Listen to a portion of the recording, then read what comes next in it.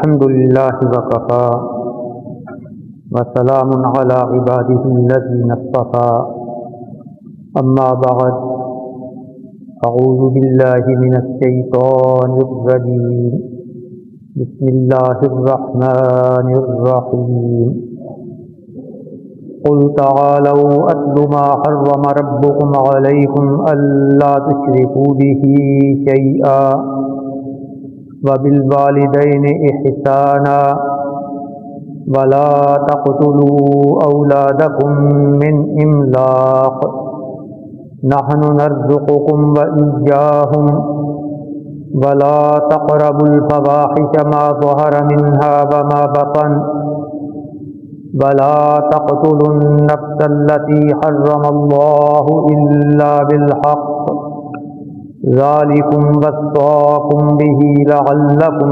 تعقلون صدق اللہ العظیم۔ ہم سورۃ الانعام کے آخری حصے کا مطالعہ کر رہے ہیں جس میں کچھ ایسی چیزوں کا بیان ہے جو گزشتہ شریعتوں میں بھی حرام تھیں، جو احکام موجود تھے،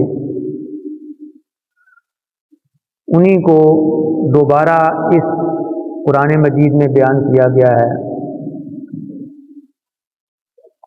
فرمایا ان سے کہہ دو کہ آؤ میں تمہیں بتاؤں، تمہیں پڑھ کے سناؤں کہ تمہارے رب نے تم پر جو کچھ حرام کیا ہے۔ پہلی بات یہ کہ اس کے ساتھ کسی کو شریک نہ بناؤ، کسی چیز کو بھی اس کے ساتھ شریک نہ ٹھہراؤ، اور والدین کے ساتھ حسن سلوک کرو۔ اعلیٰ درجے کا اچھے سے اچھا سلوک جو ہو سکتا ہے اس کے مستحق تمہارے والدین ہیں، تمام مخلوق ہیں۔ اور اپنی اولاد کو قتل نہ کرو مفلسی کی وجہ سے، تنگ دستی کی وجہ سے اپنی اولاد کو قتل نہ کرو۔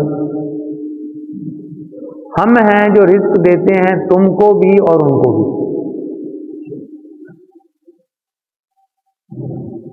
اور بے حیائی کے، فواحش کے کاموں کے قریب نہ جاؤ، وہ کھلے ہوئے ہوں یا چھپے ہوئے، ظاہر ہوں یا باطن۔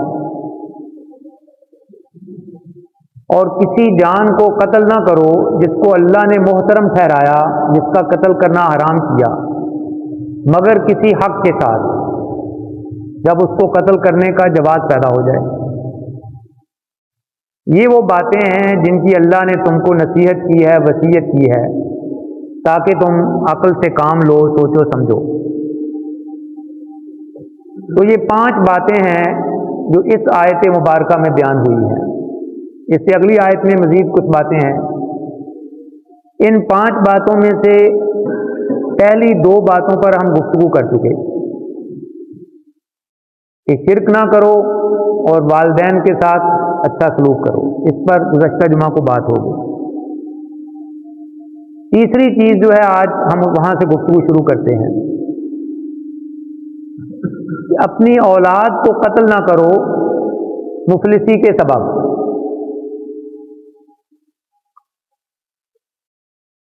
اسی سورہ مبارکہ میں اس سے پہلے کسی مقام پہ یہ بات ہو چکی ہے کہ قتل اولاد کے 3 اہم محرکات تھے۔ ان میں سے سب سے اہم محرک وہ یہ ہے جو اس آیت مبارکہ میں بیان ہوا، اور یہ وہ محرک ہے جو آج تک باقی ہے، جس کی بنیاد پہ آج بھی قتل اولاد ایک نئے انداز میں ہو رہا ہے۔ طریقے بدل گئے ہیں لیکن بنیاد اور سوچ وہی ہے جو جاہلیت میں تھی۔ ایک محرک تو مشرکانہ توہمات تھے، کسی دیوی دیوتا کے نام پر اس کے آستانے پر بچوں میں سے کسی ایک بچے کا خون بہایا، کہ یہ غضبناک ہو کر ہم پہ کوئی آفت نہ ڈھا دے، اس کو خوش رکھنے کے لیے۔ یہ ایک مشرکانہ تصور تھا، ماضی قریب تک بھی اور شاید آج بھی مشرک قوموں میں یہ پایا جاتا ہے کہ وہ اپنے دیوی دیوتاؤں کو خوش کرنے کے لیے انسانی خون نذرانے کے طور پہ پیش کرتے ہیں۔ ایک یہ صورت تھی قتل اولاد کی۔ دوسری صورت قتل اولاد کی تھی غیرت میں غلو۔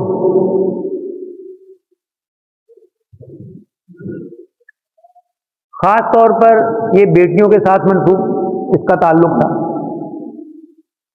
کہ بیٹی پیدا ہوگی تو کل کو کوئی داماد بنے گا، اور اس سے میرے قبیلے کی ایک طرح سے ہتک ہوگی، یہ ان کا ذہن تھا۔ پھر یہ کہ قبائلی جنگوں میں جب کوئی قبیلہ ہار جاتا تھا تو مردوں کا ان کا غلام بن جانا وہ اتنا زیادہ تکلیف دہ نہیں ہوتا تھا کہ کچھ مردوں کو قیدی بنا کے وہ لے گئے، لیکن عورتیں بیٹیاں جب دشمن کے قبضے میں جاتی تھیں تو وہ بات زیادہ تکلیف دہ ہوتی تھی۔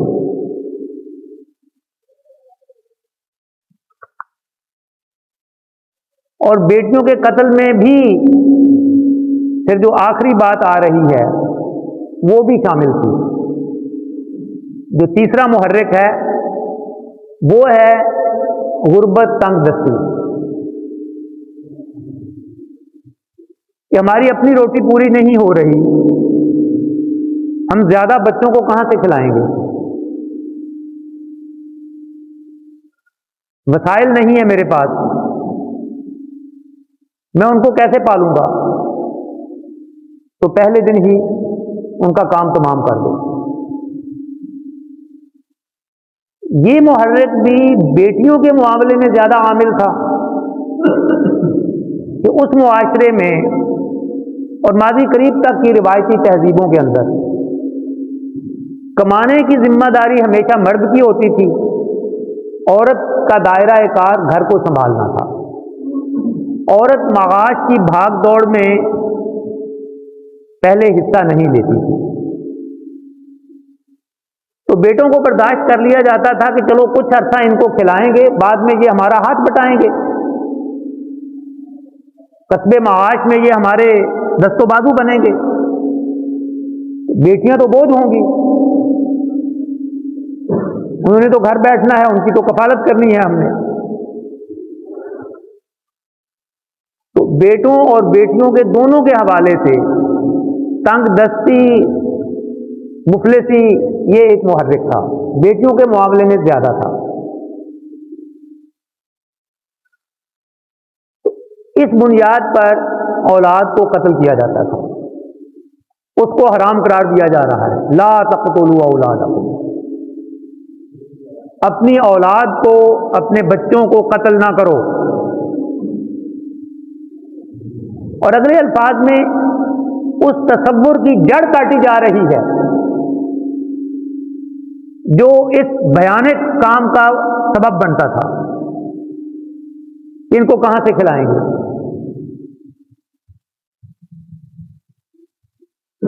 فرمایا نحن نرزقکم وإیاہم، ہم ہیں جو رزق دے رہے ہیں تمہیں بھی اور انہیں بھی۔ تم نے یہ کیسے سمجھ لیا کہ ان کو تم کھلاؤ گے؟ اپنے آپ کو تم کھلا رہے ہو، تم تو اپنے رزق کے بھی خود ذمہ دار نہیں ہو، خود تم اپنا پیٹ نہیں بھر سکتے جب تک اللہ نہ چاہے۔ یہ تو ہمارے ذمہ ہے۔ وما من دابۃ فی الارض الا علی اللہ رزقها، انسان تو بڑی مخلوق ہے، زمین پر کوئی چوپایا، کوئی چلنے والا جانور ایسا نہیں مگر یہ کہ اس کا رزق اللہ کے ذمہ ہے۔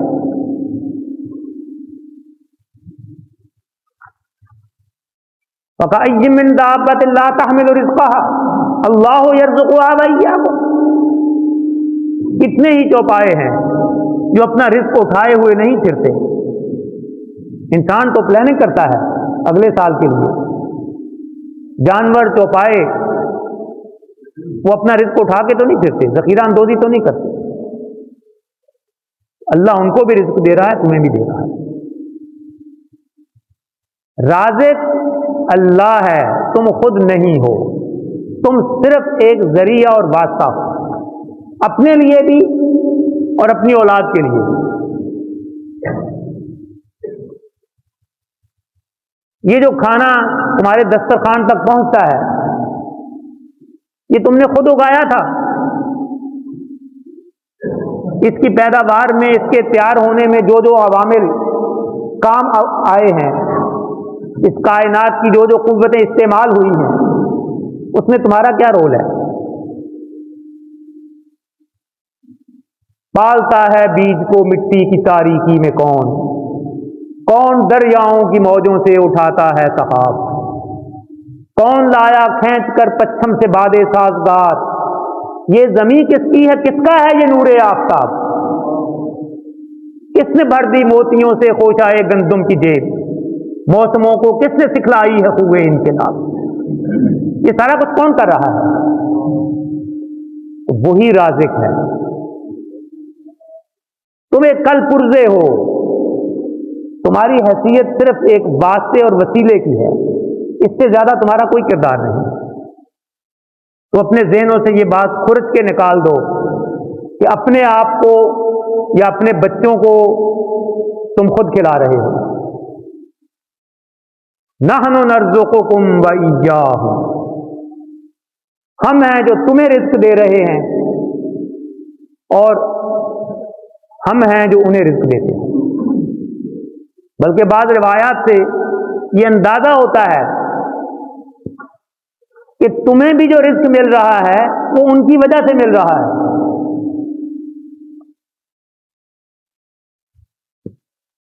سورہ بنی اسرائیل میں الفاظ تھوڑے سے مختلف ہیں اور ترتیب بھی تھوڑی سی مختلف ہے۔ وہاں پہ الفاظ ہیں لا تقتلوا اولادکم خشیۃ املاق۔ یہاں اس آیت مبارکہ کے الفاظ سے اندازہ ہوتا ہے کہ ابھی تم تنگ دستی میں ہو اور ڈرتے ہو کہ میں خود ہی مشکل سے گزارا کر رہا ہوں، اولاد کو کیسے پالوں گا۔ اس آیت سے اندازہ ہوتا ہے کہ ابھی کوئی تنگ دستی نہیں ہے، خشیۃ املاق۔ یہ خطرہ ہے کہ کھانے والے زیادہ ہو گئے تو تنگی پڑ جائے گی۔ اور وہاں ہے ترتیب نحن نرزقہم وإیاکم، ہم ہیں رزق دینے والے ان کو اور تم کو۔ یہاں ہے تم کو اور ان کو، اور وہاں پہلے بچوں کا ذکر ہے۔ اس کی تشریح میں مفسرین نے یہ نقطہ بھی بیان کیا کہ بڑوں کو رزق جو مل رہا ہے گھروں میں وہ بچوں کی وجہ سے مل رہا ہے۔ ایک حدیث مبارکہ کے الفاظ ہیں انما ترزقون وتنصرون بضعفائکم، بے شک تمہیں رزق دیا جاتا ہے، تمہاری مدد جاتا ہے، تمہاری مدد کی جاتی ہے تم میں سے کمزوروں کی وجہ سے۔ کسی گھر میں کوئی بچہ یا بڑا معذور ہو، کسی لمبی بیماری میں کوئی مبتلا ہو جائے، جس کو کفالت کی ضرورت ہے، جس کو مدد کی ضرورت ہے، تو گھر والے اس کو بوجھ تصور کرنا شروع کر دیتے ہیں۔ انہیں یہ بتایا جا رہا ہے کہ تمہیں اسی کی وجہ سے مل رہا ہے۔ وہ جو گھر میں ایک فرد جس کو تم اپنا محتاج سمجھتے ہو، بوجھ سمجھتے ہو، اسی کی وجہ سے باقی گھر والوں کو اللہ دے رہا ہے۔ تم میں سے جو کمزور ہیں ان کی وجہ سے تمہیں رزق دیا جاتا ہے اور تمہاری مدد کی جاتی ہے۔ یہ تو تھی دور جاہلیت کی بات کہ ان کے پاس وسائل زیادہ نہیں تھے۔ اس وقت آج کے زمانے کی سائنسی ترقی نہیں تھی،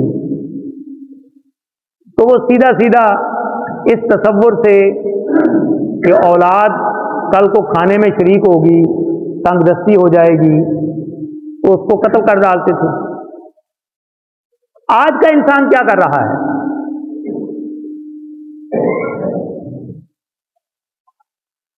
جو سوچ تب تھی وہ سوچ آج بھی موجود ہے، اس نے ایک دوسری شکل اختیار کی ہے، تھوڑی سی مہذب شکل اس کو کہہ سکتے ہیں آپ۔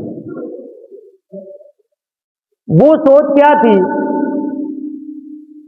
کہ ہم بچوں کے رزق کا انتظام کیسے کریں گے؟ گویا یہ ہماری ذمہ داری ہے اور ہم کرتے ہیں یہ۔ اپنے وسائل کا تخمینہ لگایا اور کیلکولیٹ کیا کہ یہ تو مشکل ہے۔ آج کل حکومتی سطح پر یہ کام ہونا شروع ہو گیا، کب انفرادی سطح پہ تھا۔ حکومتوں کا اصل کام کیا ہے کہ وہ مثبت انداز میں وسائل معاش کو ترقی دیں، اپنے عوام کی رعایا کی ایسی تربیت کریں کہ ان کے اندر کفایت چاری، میانہ روی اور وسائل کے اندر رہنے کی عادت پیدا ہو، نہ یہ کہ وہ نظام قدرت کے ساتھ زور آزمائی میں مصروف ہو جائیں۔ تو حکومتی سطح پر آج کل یہ سوچ پیدا ہوئی کہ ہمارے پاس وسائل معیشت اتنے ہیں، اگلے اتنے عرصے میں ہمارا ملک، ہماری زمینیں اتنا غلہ پیدا کرتی ہیں، اتنے وسائل ہیں، تو بس اتنے بچے پیدا ہونے چاہیے، اس سے زیادہ نہیں ہونے چاہیے۔ تو یہ سوچ وہی ہے۔ تب بھی یہ سوچ تھی کہ رزق کا انتظام کرنے والے ہم ہیں، اور اب بھی وہی سوچ ہے۔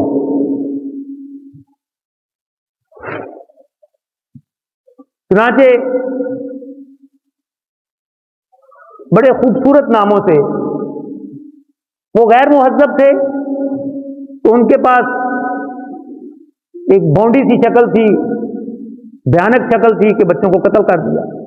آج کا انسان مہذب ہے تو وہ طریقہ تو وہ اختیار نہیں کرتا، لیکن وہ بچوں کی پیدائش پر پابندی لگاتا ہے،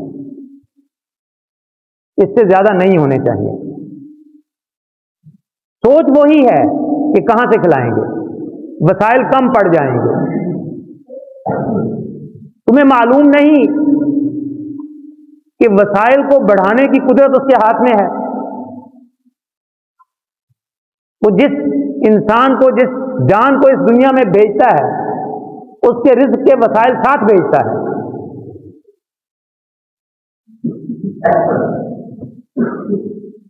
عرب کے ان بدوؤں کو تو یہ بات سمجھائی گئی کہ تم رازق نہیں ہو، اللہ رازق ہے، تو انہیں یہ بات سمجھ میں آ گئی، انہوں نے یہ کام چھوڑ دیا تھا۔ اس کے بعد یہ کام نہیں ہوا۔ ظہور اسلام کے بعد، رسول اللہ صلی اللہ علیہ وسلم کی بعثت کے بعد جب دین غالب آ گیا تو یہ سلسلہ ختم ہو گیا۔ لیکن آج کے مہذب پڑھے لکھے انسان کو، بلکہ انسان نہیں کہنا چاہیے، جن کہنا چاہیے، اس کو سمجھانا بہت مشکل ہے کہ تم جو کچھ کر رہے ہو یہ بھی وہی بات ہے۔ اس کا دوسرا محرک، اب قتل اولاد کا نام رکھ لیا گیا ہے فیملی پلاننگ۔ ہم پلاننگ کر رہے ہیں، لیکن سوچ وہی ہے۔ اس کا دوسرا محرک کیا ہے؟ وہ ہے زندگی کے بارے میں ایک بگڑا ہوا تصور۔ زندگی کے بارے میں تصور یہ بن گیا ہے کہ یہ اسباب تعیش اکٹھا کرنے کے لیے ہے، زیادہ سے زیادہ عیش و عشرت کے سامان اپنے لیے اکٹھے کرنا، اپنا معیار زندگی بلند سے بلند تر کرنا، یہ ہمارا مقصد ہے۔ میری یہ پلاننگ ہے کہ اگلے 4 سے 5 سال میں میرے پاس لینڈ کروزر ہونی چاہیے.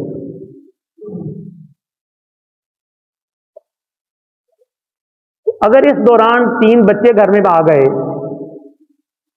تو یہ لینڈ کروزر والی پلاننگ مؤخر ہو سکتی ہے.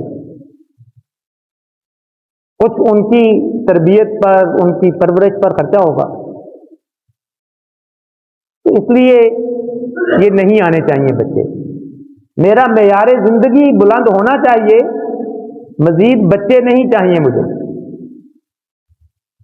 یہ تاریخ انسانی کا پہلا دور ہے جب انسان کی سوچ اس حد تک گر گئی ہے کہ وہ انسان کے بچے پر لینڈ کروزر کو ترجیح دینے لگا ہے. ورنہ یہ مادی چیزیں تو اولاد کے حصول اور اس کی بقا کے لیے قربان کی جاتی تھیں، اور آج کا انسان اولاد کی خواہش سے ان کے حق میں دستبردار ہو رہا ہے.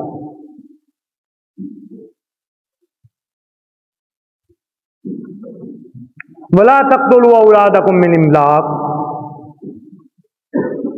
اپنی اولاد کو قتل نہ کرو. ابھی ہم بات کر رہے تھے کہ زندگی کے بارے میں تصور یہ بن گیا کہ زیادہ سے زیادہ اسباب عیش و عشرت اور اونچے سے اونچا معیار زندگی ڈھونڈ کر بتا دیں.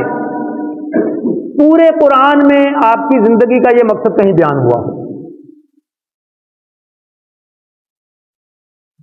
یہ سوچ کی خرابی ہے. ہمیں تو کبھی نہیں یہ بتایا گیا اللہ کی طرف سے یا اس کے رسول کی طرف سے کہ تم دنیا میں اس لیے بھیجے گئے ہو کہ اپنا معیار زندگی بلند کرو.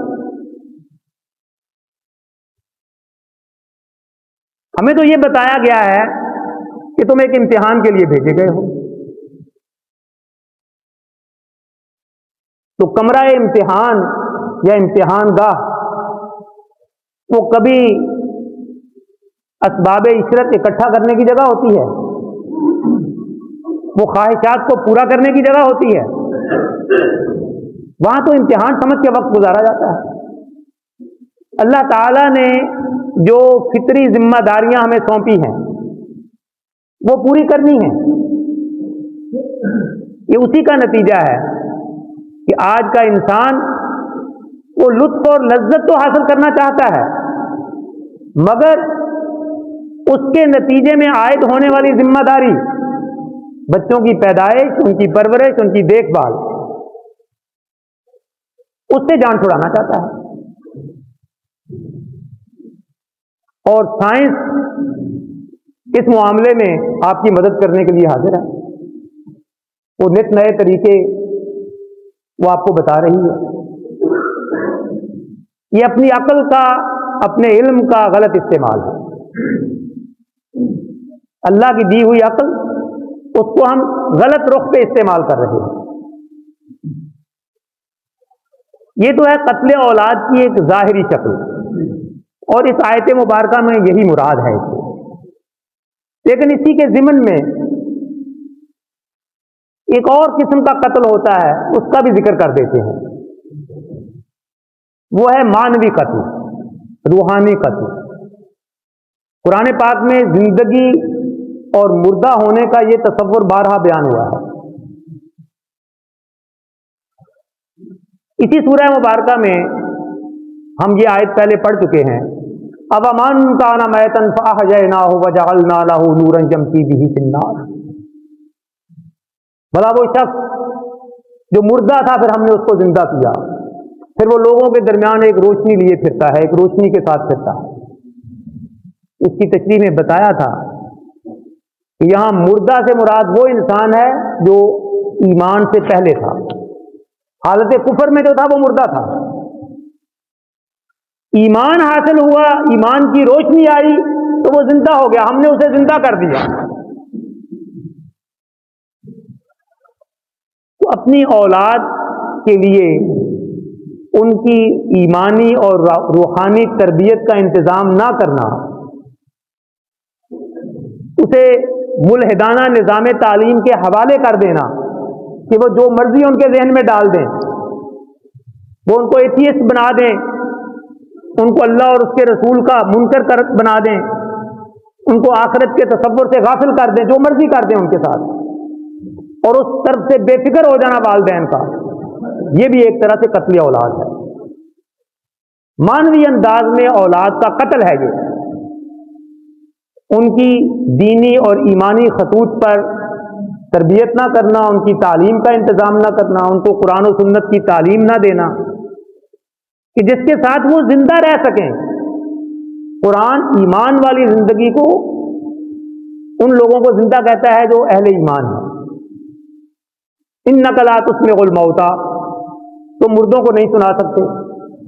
اس سے مراد وہ لوگ ہیں جو ایمان لانے پر تیار ہی نہیں ہیں۔ اکبر آبادی نے بھی اسی طرف اشارہ کیا تھا کہ یوں قتل سے بچوں کے وہ بدنام نہ ہوتا، افسوس کہ فرعون کو کالج کی نہ سوچی۔ فرعون قدیم زمانے کا حکمران تھا، اس کو خطرہ ہوا کہ بنی اسرائیل میں کوئی پیدا ہونے والا بچہ میرے خلاف بغاوت کرے گا، تو ان بچوں کو اس نے قتل کرنا شروع کر دیا۔ یہ بات اس کے ذہن میں نہ آئی کہ بنی اسرائیل کی بستیوں میں تعلیمی ادارے کالج کھول دیتا جو ان کی ایسی برین واشنگ کرتے کہ ان کے اندر وہ چیز ہی ختم ہو جاتی۔ افسوس کہ فرعون کو کالج کی نہ سوجی۔ تو جہاں بچوں کی، اپنی اولاد کی مادی ضروریات کی طرف ہم توجہ دیتے ہیں، وہاں ان کی روحانی ضروریات وہ بھی ہمارے ذمے ہیں کہ ان کو دین اور ایمان سے بہرہور کریں تاکہ وہ حقیقی معنوں میں زندہ رہ سکیں۔ وآخر دعوانا الحمدللہ۔